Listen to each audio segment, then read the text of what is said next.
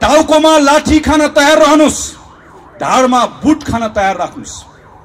टाउकोमा लाठी खान तयार रहनुस्, ढाडमा बुट खान तयार रहनुस्। छातीमा गोली खान तयार रहनुस्, मस्तिष्कलाई जेलको हावा खान तयार राख्नुस्। मनलाई मृत्युलाई मई खानको लागि तयार राख्नुस्। मनलाई मृत्युलाई मई खानको लागि तयार राख्नुस्। नत्र तानाशाहसँग हार खाएर इतिहासको गाली खान तयार रहनुस्। लड्डु कांग्रेसहरुको कारणले गर्दा आज कांग्रेसमाथि नै प्रश्न उठेको छ। यो प्रश्नलाई पनि भोलि उठ्न नसक्ने गरिकन ठेचारेर हामी अगाडि बढ्नुपर्नेछ। यो नेपाली कांग्रेस पार्टी हो जसको नेता बीपी कोइरालाले मोहन शमशेरको अगाडि उभिएर भन्नुभयो, जतिखेर मोहन शमशेरले भने तिमी बाहुनको छोरा भएर गद्दीमाथि आँखा लगाउने, बीपी कोइरालाले उभिएर भन्नुभयो महाराज पूर्वमा लेखेर शासन गर्ने दिन गए। त्यो पार्टीको कार्यकर्ता हो हामी। पञ्चायतमा दुर्गानन्द झादेखि योगेन्द्रमान शेरचनसम्म एकचोटि निवेदन लेखेको भए मन्त्री प्रधानमन्त्री हुन पाउँथे। झुन्डिए, गोली खाए, मन्त्री प्रधानमन्त्री बन्न कोही पनि तयार भएनन्। एउटा चुनावको हिसाब किताब गरेर बस्छौँ हामी। केही साथीहरू के भन्नुहुन्छ भने अदालतको बारेमा बोल्नु हुँदैन। म फेरि भन्छु, बीपी कोइरालाको पार्टीको कार्यकर्ता हो हामीहरू। र यही बीपी कोइराला हो जसले सर्वोच्च अदालततर्फ हेरेर भन्नुभयो यो अदालत हो श्रीमान, न्यायको 4 किल्लाभित्र न्यायको हत्या नहोस्। दायाँ नहेर्नुस्, बायाँ नहेर्नुस्, वर नहेर्नुस्, पर नहेर्नुस्, न्याय गर्नुस्, विवेक पुर्याउनुस्। अदालततर्फ हेरेर पञ्चायतको बेलामा फाँसी मुद्दा लागेको बेलामा बोलेका बीपीका कार्यकर्ताहरू आज रामशाह पद देखेर पर भागेर अदालतको बारेमा बोल्दैनौ भनेर भन्छ भने ती कायरहरू मात्र हुन सक्छ। अदालतको बारेमा कांग्रेसले बोल्दैन भन्ने भ्रम नराखौं। अदालतमा भइरहेको विषयका बारेमा कांग्रेस त बोलिसक्यो र कांग्रेस बोलेर भनिसक्यो पुस 5 गतेको कदम असंवैधानिक हो। यो नेपाल हो श्रीमान, यहाँ नेपालको संविधान लाग्छ र नेपालको संविधानमा बहुमत प्राप्त प्रधानमन्त्रीले संसद विघटन गर्न पाउने कुरा लेखिएको छैन। अदालतमा कहिलेकाहीँ चिन्ता व्यक्त गरेको सुनिन्छ, बहुमत प्राप्त प्रधानमन्त्रीले सरकार चलाउन मन नलाग्यो भने के गर्ने। हामीले श्रीमानलाई भनेका छौं त्यसो भए बहुमत प्राप्त प्रधानमन्त्री खुरुक्क घर जाने, घर बस्न मन नलागे वन जाने। त्यो भन्दा बाहेक यो संविधानले बाटो देखाउँदैन। सम्माननीय अदालतका श्रीमानहरुलाई हामी भन्न चाहन्छौं, हामी जनताका प्रतिनिधि हौं। नजानेर नबुझेर धारा 1, 2, 3, 4, 5, 6, 7 लेखेको होइन। बहुमत प्राप्त प्रधानमन्त्रीले संसद भङ्ग गर्न पाउँछ भनेको भए, गर्न पाउँछ भन्ने लेख्नुपर्छ भनेको भए लेख्न नआउने हो, पढ्न नआउने हो। सरासर 2047 सालको संविधानको धारा 53 जस्तो बहुमत प्राप्त प्रधानमन्त्रीले संसद भङ्ग गर्न पाउनेछ भनेर लेखिहाल्थ्यो। बहुमत प्राप्त प्रधानमन्त्रीले गर्न पाउँदैन भनेरै त्यस कारणले गर्दा गर्न नपाइने व्यवस्था गरे। अदालतले पनि लेखेको कुरा व्याख्या गर्ने हो, काल्पनिक कुरा अदालतले पनि थप्न पाउँदैन। यो संविधानमा थप घट गर्न पाउने अधिकार अदालतले पनि छैन। लेखेको कुराको व्याख्या गर्ने मात्रै हो भनेर उसको निर्धारण हुन्छ। नेपोलियन बोनापार्टहरूको युगमा शहीदको परिभाषा यसरी लगाइँदै गर्दा मृत्युको कारण ठिक थियो कि थिएन भनेर खोजिँदै गर्दा मृत्युको कारण यदि कुनै पनि राष्ट्रको सिमानाको लागि थियो, सिमाना तन्काउन होस् वा बचाउन होस् थियो भने उसलाई शहीद हुन योग्य ठानिन्थ्यो। युरोप मात्र होइन, हामी एसियामा हेर्न सक्छौं, अमेरिकामा हेर्न सक्छौं, थुप्रै ठाउँमा यसरी नै शहीदहरू बनेका छन्, शहीदहरूको परिभाषा बनाइएको छ। हाम्रो सन्दर्भमा भने स्थिति त्यो रहेन। हाम्रो अगाडि 4 जना शहीदहरूको आज यहाँ तस्बिर छ।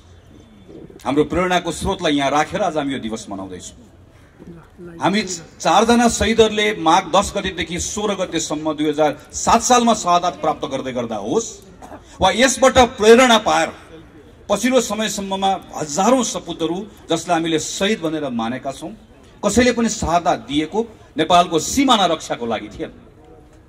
हाम्रो सन्दर्भ नेपालको सीमानाका लागि थिएन।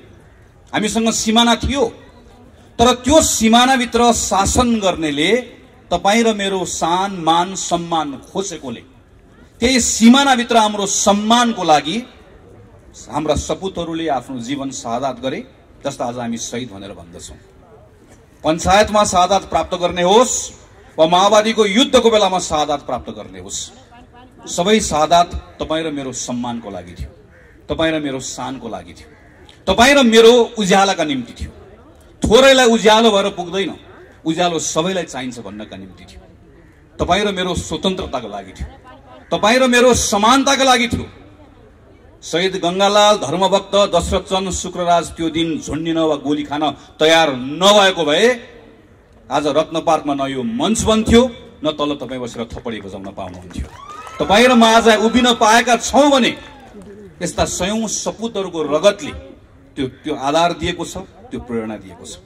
2007 सालमा आएको परिवर्तन पश्चात केही वर्षको संक्रमण पछाडि जब 2015 सालमा निर्वाचन भयो, त्यो निर्वाचन पछाडि जतिखेर पहिलो जननिर्वाचित सरकार बन्यो, त्यो सरकारले आफ्नो कार्यकाल पूरा गर्न पाएको भए, दरबारले अनावश्यक महत्वाकांक्षा नराखेको भए आज सायद नेपालमा संवैधानिक राजतन्त्र पनि रहन्थ्यो होला।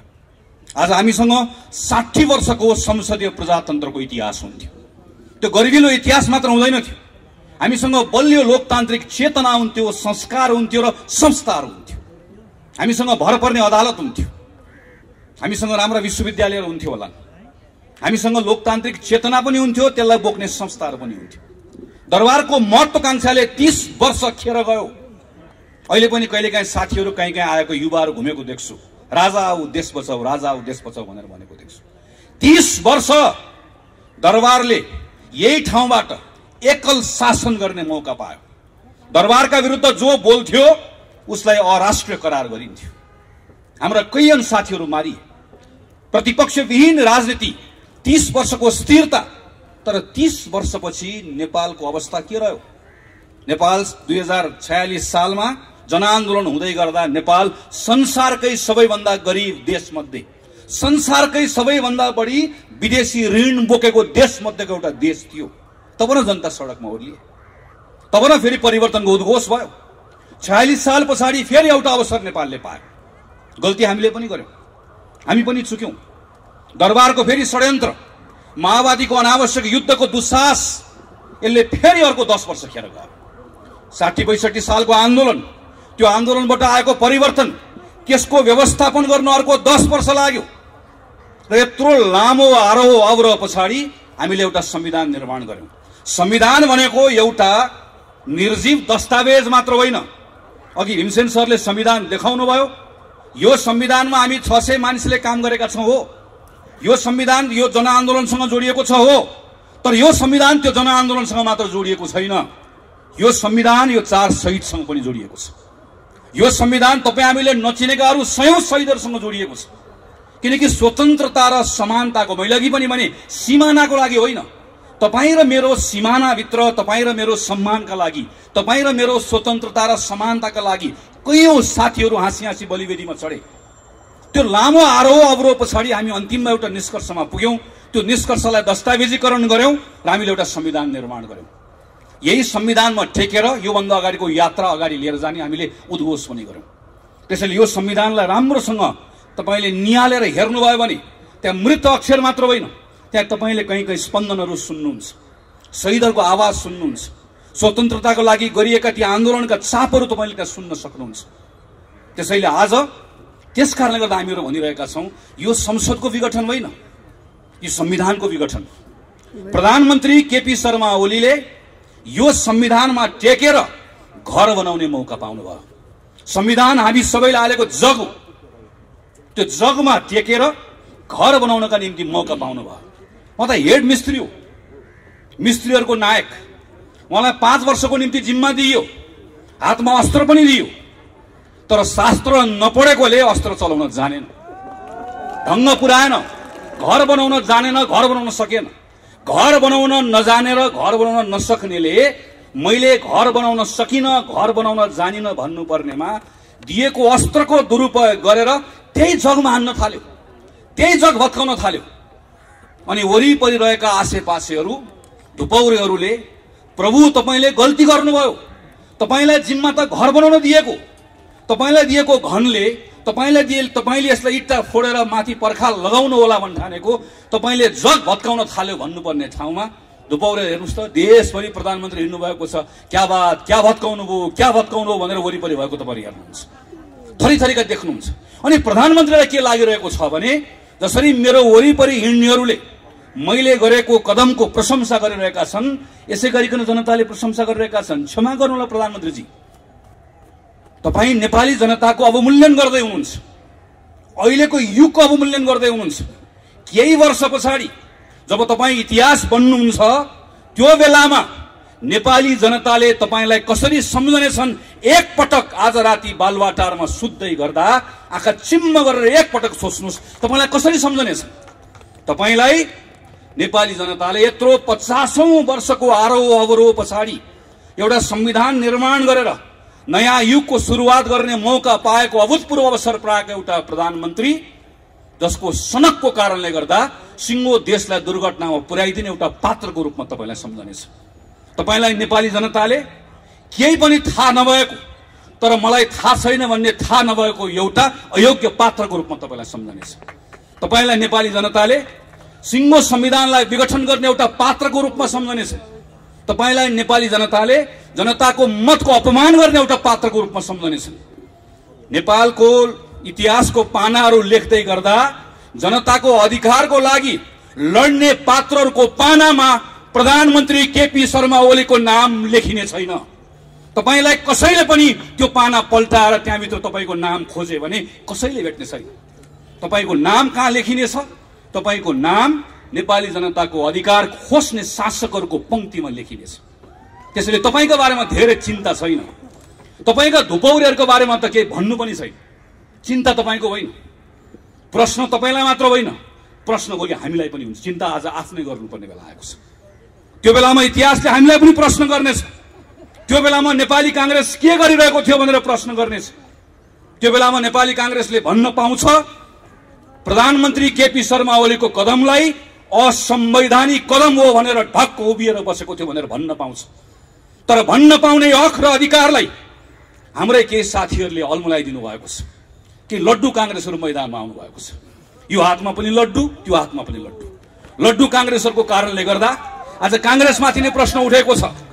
यो प्रश्नलाई पनि भोलि उठ्न नसक्ने गरिकन ठेचारेर हामी अगाडि बढ्नुपर्नेछ।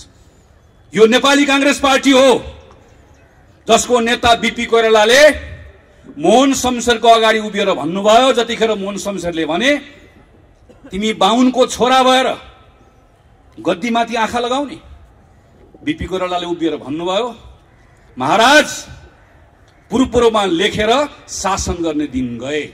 त्यो पार्टीको कार्यकर्ता हो हामी। पञ्चायतमा दुर्गानन्द झादेखि योगेन्द्रमान शेरचनसम्म एकचोटि निवेदन लेखेको भए, एकचोटि लेखेको भए मन्त्री प्रधानमन्त्री हुन पाउँथे। झुन्डिए, गोली खाए, मन्त्री प्रधानमन्त्री बन्न कोही पनि तयार भएनन्। एउटा चुनावको हिसाब किताब गरेर बस्छौँ हामी। चुनाव जित्ने कुरा एउटा राजनीतिक दलले सोच्नु हुँदैन होइन। तर के एउटा चुनाव जित्ने वा हार्ने कुरा मात्रैका निम्ति नेपाली कांग्रेस पार्टी बनेको? आज खेल मैदानमा जाँदै गर्दा अर्कोपट्टिको मैदानमा भएका खेलाडीहरू आफै एकअर्कालाई हान्दैछ। आफै एकअर्कालाई हान्दै गर्दा कोही लडेका छन्, ढलेका छन्। गोल हान्न सजिलो हुन्छ भन्ने तपाईलाई पनि लागेको छ, मलाई पनि लागेको छ। तर गोल हान्न सजिलो हुन्छ भन्ने लाग्दै गर्दा यति त ध्यान पुर्याउँ, खेल मैदान रहेन गोल हान्नुला। खेल मैदानै रहेन भने गोल कहाँ गएर हान्ने हो? अनि त्यो खेल मैदान राख्ने पद्धतिका निम्ति लडेर आएको कांग्रेस होइन यो। त्यसैले आजको दिन नेपाली कांग्रेसको प्रत्येक साथीले आफैलाई प्रश्न गर्नुपर्छ यदि कोही अलमलमा छ भने, तपाईँ निर्वाचनको पक्षमा कि संसद पुनर्स्थापनाको पक्षमा? गलत प्रश्न। तपाईँ संविधानको पक्षमा हो कि होइन? प्रश्न यो। तपाईँ संविधानको पक्षमा हो भने तपाईँ जनताको पक्षमा हो कि होइन? तपाईँ न्यायको पक्षमा हो कि होइन? तपाईँ आज न्यायको पक्षमा हो कि अन्यायको पक्षमा हो? तपाईँ आज संविधान र जनताको पक्षमा हो कि यो संविधानलाई विघटन गर्ने तत्त्वहरूको पक्षमा हो? प्रश्न यो। यो प्रश्नमा नेपाली कांग्रेस पार्टीले स्पष्ट निर्णय गरेर आफूलाई उभ्याएको छ। यो निर्णयलाई आजको दिनमा कतिपय ठाउँमा साथीहरू अल्मलिनु भएको छ, कतिपय अभिव्यक्तिले अल्मलिनु भएको छ। म तमाम साथीहरूलाई आग्रह गर्छु, पार्टीको जुनसुकै तहको नेता होस्, पार्टीको निर्णयले बाँधिएको छ र पार्टीको निर्णय यही हो। पुष 5 गते प्रधानमन्त्री केपी शर्मा ओलीले गर्नुभएको काम असंवैधानिक हो। असंवैधानिक केपी ओलीको कदम मुर्दाबाद पार्टीको नारा यही हो। यो भन्दा दायाँ बायाँ न नेपाली कांग्रेसको निर्णय छ न कसैले निर्णय गराउन पाउँछ। प्रश्न कांग्रेसलाई मात्र होइन, प्रश्न अदालतलाई पनि आउँछ। के साथीहरू के भन्नुहुन्छ भने अदालतको बारेमा बोल्नु हुँदैन। म फेरि भन्छु, बीपी कोइरालाको पार्टीको कार्यकर्ता हो हामीहरू। र यही बीपी कोइराला हो जसले सर्वोच्च अदालततर्फ हेरेर भन्नुभयो यो अदालत हो श्रीमान, न्यायको 4 किल्लाभित्र न्यायको हत्या नहोस्, दायाँ नहेर्नुहोस्, बायाँ नहेर्नुहोस्, वर नहेर्नुहोस्, पर नहेर्नुहोस्, न्याय गर्नुहोस्, विवेक पुर्याउनुहोस्। अदालततर्फ हेरेर पञ्चायतको बेलामा फाँसी मुद्दा लागेको बेलामा बोलेका बीपीका कार्यकर्ताहरू आज रामशाह पद देखेर पर भागेर अदालतको बारेमा बोल्दैनौ भनेर भन्छ भने ती कायरहरू मात्र हुन सक्दछ। अदालतको बारेमा कांग्रेसले बोल्दैन भन्ने भ्रम नराखौं। अदालतमा भइरहेको विषयका बारेमा कांग्रेस त बोलिसक्यो र कांग्रेस बोलेर भनिसक्यो पुस 5 गतेको कदम असंवैधानिक हो। अब अदालतले यो भन्दा दायाँ बायाँ फैसला गर्दैन भन्ने हाम्रो विश्वास। अदालतले गर्न सक्दैन, अदालतले गर्नु हुँदैन भन्ने हाम्रो मान्यता हो। अदालत प्रतिको प्रचुर विश्वास हो र विश्वासको आधार छ। अघि साथीहरूले चर्चा गरिसक्नु भयो। यही संविधान सभामा हामीहरू काम गर्दै गर्दा आदरणीय नेता कृष्णप्रसाद सिटौलाको नेतृत्वमा हेर्ने त्यही नै हो। संविधानको अक्षरहरू पढिराख्नु भएको छ, धाराहरू पढिराख्नु भएको छ, पढ्ने त्यही नै हो। तर संविधानको धाराहरू, त्यो अक्षरहरू शून्यबाट आएका होइनन्। त्यसको सृजना कहाँबाट भयो, त्यो कहाँबाट आयो, कहाँबाट जन्मियो? त्यही संविधान सभाबाट जन्मियो। त्यो दुईटा संविधान सभामा काम गरेर आएको सदस्य हुँ म। पहिलो संविधान सभाको एउटा छलफल तिथि याद छ। म सुभाष नेमाङको कोठाभित्र भएका छलफलहरू अहिले पनि सम्झिरहेको छु। पहिलो संविधान सभाबाट संविधान बनेको भए आज नेपालमा संसदीय व्यवस्था रहने संविधानै बन्दैन थियो। त्यो यात्रा पार गरेर हामीहरू दोस्रो संविधान सभामा आयौं। एकातिर हामीलाई प्रत्यक्ष निर्वाचित कार्यकारी जस्तो भइदियोस् भन्ने चाहना, अर्कोतिर स्थिरता भइदियोस् भन्ने चाहना, तर अर्कोतिर संसदीय व्यवस्था पनि रहिदियोस्, नत्र भए नेपालको विविधताको प्रतिनिधित्व हुन सक्दैन भन्ने यथार्थको बोध। त्यसका बीचमा हामीले एउटा निर्णय गर्यौं, हामी संसदीय व्यवस्था राख्छौं, तर यस्तो संसदीय व्यवस्था राख्छौं जसमा हुने व्यवस्था न भूत हो न भविष्य। संसारको कुनै पनि देशको संविधानमा नभएको व्यवस्था तपाई हाम्रो संविधानमा हामीले राखेका छौं। एउटा संविधान कसैले मलाई बताइदियोस् जसमा संसदीय व्यवस्थामा संसदबाट निर्वाचित भएको प्रधानमन्त्रीलाई 2 वर्ष अविश्वासको प्रस्ताव राख्न नपाउने कुनै एउटा संविधान छ? 2 वर्ष अविश्वासको प्रस्तावको बारेमा जब प्रधानमन्त्री निर्धक्क भएर बस्नुभयो त्यो बेलामा नेपालको संविधान सिरानी राख्ने, अनि आज जब यो संविधानले तपाईलाई विघटन गर्न दिएन अनि त्यो बेलामा भारतको संविधानले यसो भन्छ, बेलायतको संविधानले यसो भन्छ, त्यसो भए भारत जानुस्, त्यसो भए बेलायत जानुस्। यो नेपाल हो श्रीमान, यो नेपालको संविधान लाग्छ र नेपालको संविधानमा बहुमत प्राप्त प्रधानमन्त्रीले संसद विघटन गर्न पाउने कुरा लेखिएको छैन। अदालतमा कहिलेकाहीँ चिन्ता व्यक्त गरेको सुनिन्छ, बहुमत प्राप्त प्रधानमन्त्रीले सरकार चलाउन मन नलाग्यो भने के गर्ने? हामीले श्रीमानलाई भनेका छौं त्यसो भए बहुमत प्राप्त प्रधानमन्त्री खुरुक्क घर जाने, घर बस्न मन नलागे वन जाने। त्यो भन्दा बाहेक यो संविधानले बाटो देखाउँदैन। यो संविधानको धारा 76 मा छलफल भइरहेको छ। धारा 76 लेख्ने संविधानको मस्यौदा समितिको संयोजक यही हुनुहुन्छ, म त्यसको सदस्य। सम्माननीय अदालतका श्रीमानहरूलाई हामी भन्न चाहन्छौं, हामी जनताका प्रतिनिधि हौं। नजानेर नबुझेर धारा 1, 2, 3, 4, 5, 6, 7 लेखेको होइन। बहुमत प्राप्त प्रधानमन्त्रीले संसद भङ्ग गर्न पाउँछ भनेको भए, गर्न पाउँछ भन्ने लेख्नुपर्छ भनेको भए लेख्न नआउने हो, पढ्न नआउने हो। सरासर 2047 सालको संविधानको धारा 53 जस्तो बहुमत प्राप्त प्रधानमन्त्रीले संसद भङ्ग गर्न पाउने छ भनेर लेखिहाल्थ्यो। बहुमत प्राप्त प्रधानमन्त्रीले गर्न पाउँदैन भनेरै त्यस कारणले गर्दा गर्न नपाइने व्यवस्था गरेको। यति कुरा प्रष्टसँग लेख्दै गर्दाखेरि पनि संविधानको व्याख्या गर्दै गर्दा तलमाथि हुन्छ भने प्रश्न उठ्छ श्रीमान, प्रश्न उठ्छ, जवाफ दिनुपर्ने हुन्छ। किनकि अदालतले पनि लेखेको कुरा व्याख्या गर्ने हो, काल्पनिक कुरा अदालतले पनि थप्न पाउँदैन। यो संविधानमा थपघट गर्न पाउने अधिकार अदालतले पनि छैन, लेखेको कुराको व्याख्या गर्ने मात्रै हो। यति मात्र होइन, तपाई प्रत्येक नेपाली नागरिकले यो कुरा मनन गर्नुपर्छ। प्रधानमन्त्री केपी शर्मा ओलीको विघटनको यो प्रस्ताव सदर हुने हो भने यो भन्दा ठूलो लोकतन्त्रमा जनताको निर्वाचनको अर्को अपमान हुन सक्दैन। हाम्रो संविधानमा त लेखिएको छैन, कहिलेकाहीँ के कुरा गरिन्छ भने संसारको विभिन्न संविधानमा भएको व्यवस्थाको कुरा गरिन्छ, संसदीय व्यवस्थाको कुरा गरिन्छ। हाम्रो संविधानमा नलेखेको तर संसदीय परम्पराको कसैले बहस गर्छ भने पनि एकपटक पल्टाएर हेरौँ। एउटा संसद विघटन गरेको घटना कसैले मलाई बताइदियोस् जहाँको प्रधानमन्त्रीले के भन्छ भने यो संसदमा सम्पूर्ण रूपमा मेरो बहुमत थियो, संसदमा मलाई केही पनि समस्या भएको थिएन, तर राति सुतेको बिहान उठ्दै गर्दा भङ्ग गर्न मन लाग्यो, मैले भङ्ग गरिदिएँ। प्रधानमन्त्रीको पत्रले योभन्दा अरू केही भन्छ? तपाईले पत्र पढ्नु भएको छ एकपटक? प्रधानमन्त्री के भन्नुहुन्छ भने मलाई 2/3 बहुमत चाहियो, त्यस कारणले गर्दा मैले संसद भङ्ग गरिदिएँ। अब 2/3 बहुमत दिनुस्। त्यसपछि प्रधानमन्त्री के भन्नुहुन्छ भने 2/3 पुगेन, सम्पूर्ण चाहियो भन्नुहुन्छ। त्यो भन्न पाइने हो नि त। एउटा व्यवस्था कसैले देखाइदियोस्, एउटा अभ्यास देखाइदियोस् जहाँ संसदमा समस्या नरहिकन संसद विघटन भएको होस्। भएको छैन, कहीँ पनि हुँदैन। हाम्रोमा त पाइँदैन, पाइने ठाउँमा पनि हुँदैन। संसदमा समस्या आएपछि बल्ल संसद भङ्ग गर्ने अभ्यास संविधानमा व्यवस्था भएका देशहरूमा छ, हाम्रोमा त त्यो पनि छैन। त्यसैले हामी श्रीमानहरूतर्फ फर्केर भनिरहेका छौँ केही हेर्नु पर्दैन, हाम्रो संविधान मात्र हेर्दै हुन्छ।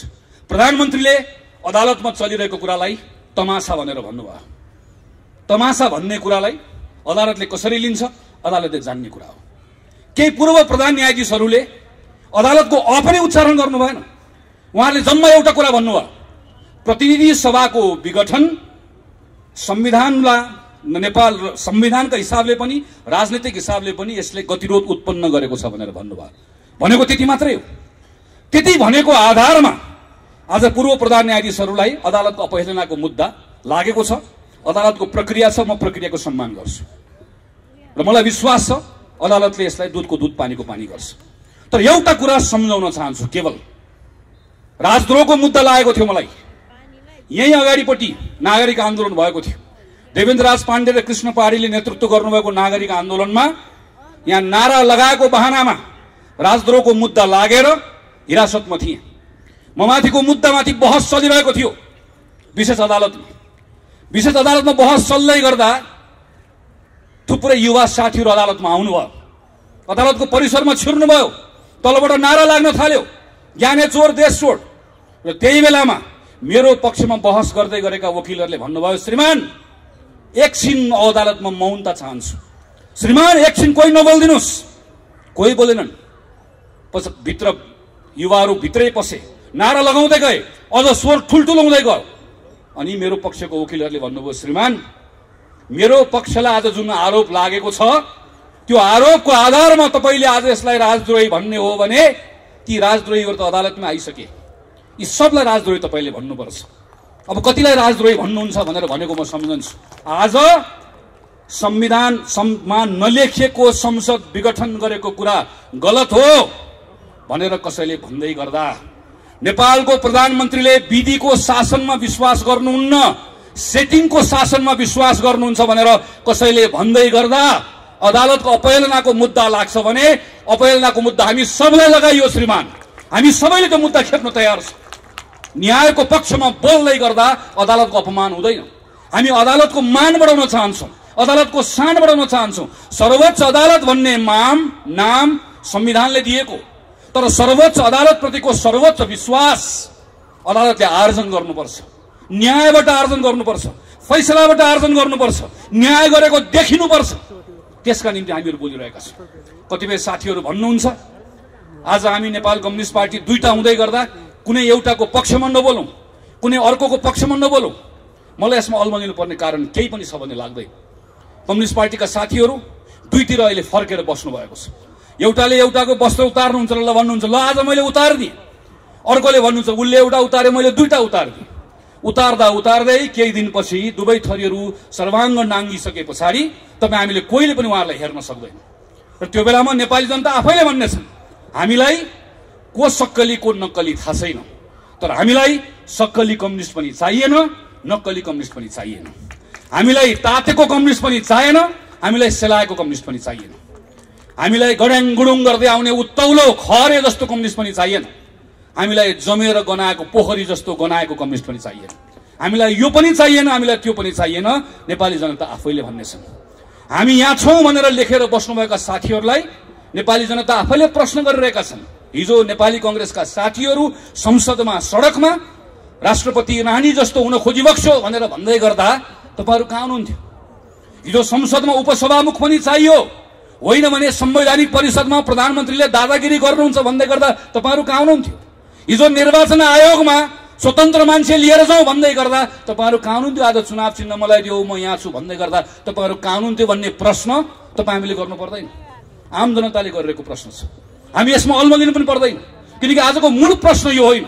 आजको मूल प्रश्न संविधान माथि भएको घात हो। आजको मूल प्रश्न संविधान विघटन गरिएको विषय हो। आजको मूल प्रश्न संविधानलाई ट्र्याकमा फर्काउने कुरा हो। आजको मूल प्रश्न व्यवस्था जोगाउने कुरा हो। म खास गरिकन नौजवान साथीहरूलाई म अनुरोध गर्न चाहन्छु। 48 सालमा 9 कक्षामा पढ्थे, 46 सालको बेलामा प्रदीपजी हामीहरू एउटै विद्यालयमा भक्क स्कुल पढ्दै थियौँ। ठुलो परिवर्तन भयो। परिवर्तनपछि सब ठिकठाक हुन्छ भन्ने लाग्यो। धेरै कुरा भनेको जस्तो भएन।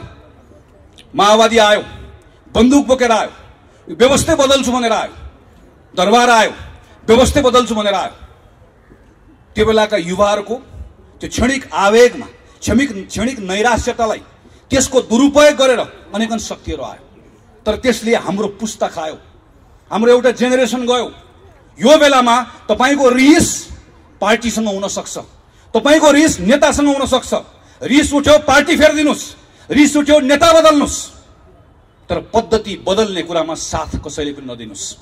यो पद्धति बदल्ने भत्काउने कुरा फेरि एकपटक सुरु भयो भने अर्को 20 वर्ष जान्छ। लेखेर राख्नुस्, गनेर राख्नुस्। तपाईलाई मन परेन मूर्ख शासक बदल्दिनुस्, तर मूर्ख शासकको हुकुमले चल्ने पद्धतिले नेपालको हित हुँदो रहेनछ भन्ने कुरा इतिहासले बताएको छ, पटक पटक प्रमाणित भएको छ। त्यसैले यो बेलामा कोही प्रतिको माया राख्नु पर्दैन, कोही प्रतिको दुराग्रह पनि राख्नु पर्दैन। तपाई कांग्रेस हुनै पर्दैन। कांग्रेस हुने, कांग्रेसलाई मत हाल्ने कुरा आउँछ त्यो दिन गर्नु होला। यो पटक तपाई एउटा नेपाली नागरिक भएर सोच्ने हो। तपाईले यो पटक तपाईले नेपालको भविष्यका बारेमा सोच्ने हो। यो बेलामा तपाई बोल्ने जसरी गंगालाल 22 वर्षको उमेरमा एउटा युवक भोलि गएर तपाई र मैले उज्यालो देख्न पाउला कि नपाउला भनेर बोले मात्र होइन गोली खाए। तपाई आज तपाईका लागि, तपाईको भविष्यका लागि, हाम्रो देशका लागि, हाम्रो भविष्यका लागि बोल्न तयार हो कि होइन? बाहिर मैदानमा आउन तयार हो कि होइन? त्यसैले म एउटै कुरा भनेर आग्रह गरेर टुङ्ग्याउन चाहन्छु। विनोद विक्रम केसी, कवि विनोद विक्रम केसीको कवितालाई थोरै मैले आफ्नो हिसाबले बनाएको छु। टाउकोमा लाठी खान तयार रहनुस्, टाउकोमा लाठी खान तयार रहनुस्, ढाडमा बुट खान तयार राख्नुस्। टाउकोमा लाठी खान तयार रहनुस्, ढाडमा बुट खान तयार रहनुस्, छातीमा गोली खान तयार रहनुस्, मस्तिष्कलाई जेलको हावा खान तयार राख्नुस्, मनलाई मृत्युलाई मई खानको लागि तयार राख्नुस्, मनलाई मृत्युलाई मई खानको लागि तयार राख्नुस्। नत्र तानाशाहसँग हार खाएर इतिहासको गाली खान तयार रहनुस्। इतिहासको गाली खाने हो वा लड्ने हो आफ्नो हकका लागि, आफ्नो अधिकारका लागि। आज शहीद दिवसमा त्यही भएर मैदानमा आएको। संकल्प गर्ने हो कि होइन? बोल्ने हो कि होइन? लड्ने हो कि होइन? डट्ने हो कि होइन? त्यही साहसका साथ, संकल्पका साथ देशभरिका साथीहरू उठ्नुहुन्छ भन्ने विश्वास गर्दै